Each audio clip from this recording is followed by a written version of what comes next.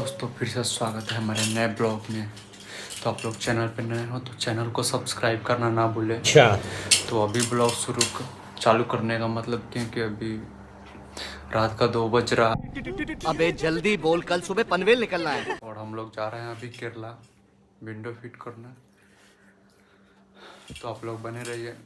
Night का view कैसा लगता है जाने में वो, और आपको विंडो कैसे फिट करते हैं वो भी आज इस ब्लॉग के माध्यम से पता चलने वाली है। ठहराव शुरू करते हैं बिना किसी बकचोदी के।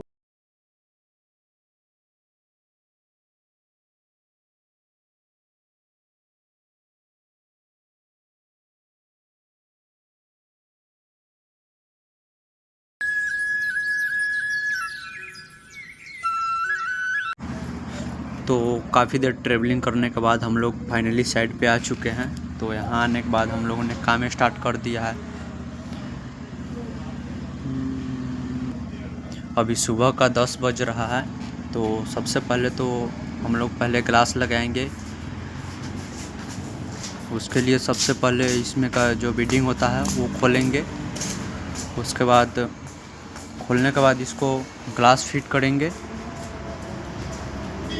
बीडिंग को कभी भी खोले तब बीच सेंटर से ही खोलें, क्योंकि साइड से खुल नहीं पाता है। बीच से खोलिएगा तो कुछ ज़्यादा इजी रहता है। तो चारों साइड से खोलने के बाद हम लोग ग्लास को स्लो मोशन में धीरे से ग्लास को डालना है। उसके बाद बीडिंग ठोकेंगे। सबसे पहले तो ऊपर और नीचे का ठोकेंगे, उसके बाद दोनों साइड हाइट वाला लगा लेंगे। तो इस तरह कोई दिक्कत नहीं होगा। तो हमारा ग्लास अब भी लग चुका है। तो उसके बाद इसमें हम लोग बम्प स्टॉकर लगाएंगे। बम्प स्टॉकर के लिए बोले तो इसमें 19 का स्क्रू लगेगा। और आप लोग कभी भी लगाए तो बम्प स्टॉकर सेंटर में ही लगाएं, क्योंकि सेंटर में लगाने से ये होता है कि शटर इधर उधर नहीं होता है, पूरा शेकिंग नहीं होता है। साइड से लगाने के बाद में अगर नीचे लगाते हैं आप तो अगर साइड में इधर उधर करते हैं तो इसकी वजह से प्रॉब्लम होता है, वो ज़्यादा दिन चल नहीं पाता है। तो कभी भी आप लगाए तो बम्प स्टॉकर सेंटर में ही लगाएं। उसके बाद दीवार पे फ्रेम रख कर चारों साइड इक्वल कर लेंगे। आप चाहो तो इंची टेप का भी उपयोग कर सकते हो। उसके बाद रखने के बाद हम लोग इसमें स्क्रू करेंगे। स्क्रू जो कि 80 × 8 mm का होता है, दीवार स्क्रू होता है। उसके बाद रखने के बाद हम लोग ड्रिल से होल कर लेंगे 8 में। उसके बाद स्क्रू लगाकर उसको टाइट कर देंगे। अगर आप लोग ड्रिल मशीन से होल करें तो 10 mm का ही बीट लगाएं, क्योंकि 8 mm का लगाने पर स्क्रू सही ढंग से कसा नहीं पाता है। तो इसलिए 10 mm का ही बीट लगाएं।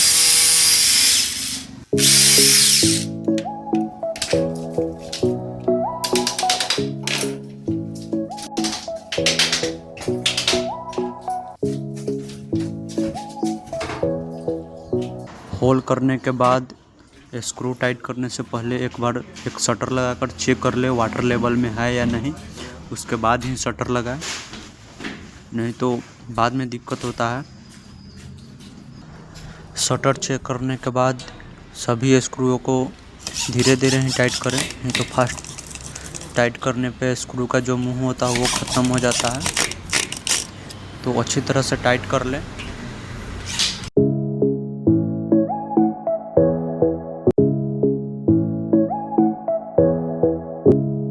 तो स्क्रू टाइट करने के बाद हम लोग इसमें होल कैप लगा लेंगे। इसको डिक्रेशन कैप बोलते हैं। तो होल के अनुसार आप लोग लगा सकते हैं होल कैप। इसमें बता दूँ आपको कि एक 10 mm का आता है और एक 12 mm का। तो हम लोग लगा रहे हैं इसमें 10 mm का, क्योंकि होल छोटा है। होल के अनुसार आप लोग लगा सकते हैं। तो सभी होल कैप को हम लोग अब पहले लगा लेंगे। तो जब हमारा डिक्रेशन कैप लग जाए उसके बाद हम लोग लगाएंगे इसमें इंटरलॉक। तो मैं आप लोगों को बता दूं, शटर का साइज़ है 54 SS। तो हम लोग इसमें लगाएंगे 27 IL। इंटरलॉक लगाने का ख़ास रीज़न है क्योंकि इसे कोई खोल नहीं सकता। जो UPVC का काम करता है सिर्फ वही इसे खोल सकता है। जब पहला इंटरलॉक लग जाए उसके बाद पहले हम दूसरे शटर को लगा लेंगे। उसके बाद उसमें भी इंटरलॉक लगा लेंगे। मैं आप लोगों को बता दूं कि जैसे कोई घर में ताला लगाते हैं तो उसका चाबी होता है, तो सिर्फ चाबी से ही खुलता है। सेम वैसे ही इंटरलॉक लगाया जाता है, क्योंकि इसे कोई दूसरा और खोल नहीं पाता है, कोई इसे यूपीवीसी काम करने वाला ही खोल सकता है। तो हमारा इंटरलॉक लग चुका है। अब इसमें हम लोग लगाएंगे सिलिकॉन। सिलिकॉन लगाने से पहले एक बार क्लीन ज़रूर कर लीजिएगा, क्योंकि क्लीन करने से सिलिकॉन जो होता है पेस्ट अच्छे से सेट हो जाता है। उसके बाद इसको लगा लेंगे। उसके बाद लगाने के बाद इसको जो पैकर होता है 5 mm का एक होता है और एक 2 mm का होता है, तो आप दोनों में से किसी से भी क्लीन कर सकते हैं। विंडो का जो साइज है उसमें अगर गैप आ रहा है तो उसमें आप फोम रॉड भी यूज कर सकते हैं।